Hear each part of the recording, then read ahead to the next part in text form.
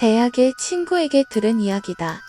자동차 사고를 당해 타박상을 심하게 입은 A씨는 일을 하기 힘들 것 같아 회사를 일주일 정도 쉬기로 했다. A씨는 결혼을 했지만 아내도 일을 하고 있었기 때문에 낮에는 집에 혼자 있을 뿐이었다. 처음 이틀은 마음 편하게 뒹굴대며 보냈지만 사흘째부터는 남아도는 시간이 점점 지겨워졌다.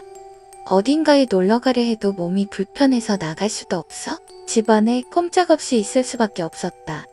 그러던 어느 날 점심을 먹고 느긋하게 텔레비전을 보고 있는데 위층에서 컹컹거리는 소리가 나면서 어린아이가 신이 나서 떠드는 소리가 들려왔다.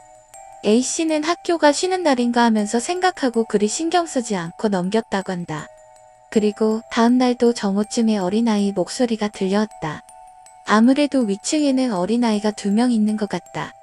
A씨가 살고 있는 곳은 대규모 아파트 단지였지만 의외로 낮에는 조용해서 아이들의 목소리는 아래층의 A씨에게도 잘 들렸다. 그러나 그리 시끄럽지도 않았고 오히려 지루하고 기분 나쁘게 조용한 아파트의 정적을 가려줘서 고맙다고 할 정도였다. 그리고 다음날 시간을 보내다 배가 고파진 A씨는 점심을 만들기 귀찮아 피자를 주문했다. 30분 정도 지나온 피자는 생각보다 양이 많았다. 결국 피자는 꽤 많은 양을 남겨버렸다. 평소라면 아내를 위해 남겨두었을 테지만 문득 위층에 사는 아이들이 생각나 A씨는 친절한 마음으로 피자를 가져다 주기로 했다. A씨는 위층에 어떤 사람이 사는지 알지 못했지만 일단 초인종을 눌렀다. 낌새를 차린 것 같지만 응답이 없다. 한 번 더 초인종을 눌렀다. 문에 난 작은 구멍으로 누군지 자신을 쳐다보는 것 같은 느낌이 들었다. 희미하게 누구세요? 라는 목소리가 문 너머에서 들려왔다. A씨는 자신이 아래층에 사는 사람이며 피자가 약간 남아 전해주고 싶어서 왔다고 이야기했다. 그러자 문이 빼꼼 열렸다. 집 안은 지독하게 어두웠다. 5cm 정도의 틈 사이로 여자가 얼굴을 살짝 내밀었다. 여성은 쌀쌀하게 말했다. 감사합니다.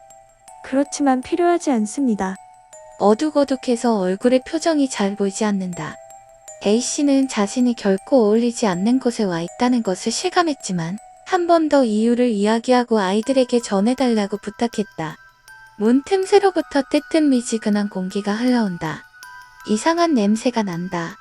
문득 여자의 얼굴 밑을 보니 2 어린아이의 얼굴이 보인다. 문은 그저 조금 열려있을 뿐 3명의 얼굴이 세로 한 줄로 서 있다. 그럼 받아두겠습니다. 이리로 주세요. A씨는 문틈으로 피자 상자를 넣었다. 바로 옆에서 아이들의 손이 기다렸다는 듯 상자를 받았다.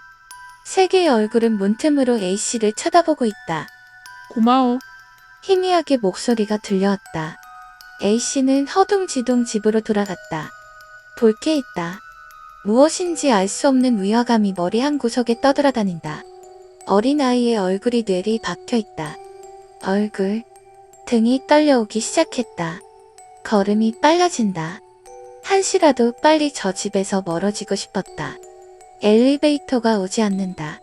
얼굴이 세로로 쭉 늘어서 있다. 버튼을 계속해서 누르지만 올라오는 기색이 없다. 비상 계단으로 간다. 지독하게 머리가 아프고 구역질이 난다. 비상 계단의 무거운 문을 밀쳤을 때 A씨는 뒤에서 시선을 느꼈다. 뒤돌아보니 10m쯤 떨어진 저쪽 복도 모서리에 3명의 얼굴이 있었다. 문틈으로 보았을 때와 같이 얼굴을 반만 드러내고 텅 빈 눈으로 이쪽을 응시하고 있다. 대낮에 아파트 복도에 싸늘하게 내려오는 빛은 3명의 얼굴을 말끔하게 비추었다. A씨는 목 주변의 깁스도 아랑곳하지 않고 계단을 달려 내려가기 시작했다. 평소에도 건강을 생각해 엘리베이터를 사용하지 않고 4층 높이의 집까지 걸어다니는 A씨였지만 1층까지 내려가는 것이 너무나도 길게 느껴졌다. 세로로 늘어선 얼굴이라니 있을 수 없다. 몸이 없다. 그리고 얼굴의 뒤에 있던 기묘한 것은 머리를 떠받친 손. 그 후 A씨는 가까운 편의점으로 달려가 경찰을 불렀다. 경찰의 수사에 의하면 A씨의 윗집에서는 어머니와 아이들의 사체가 욕조에서 발견되었다고 한다.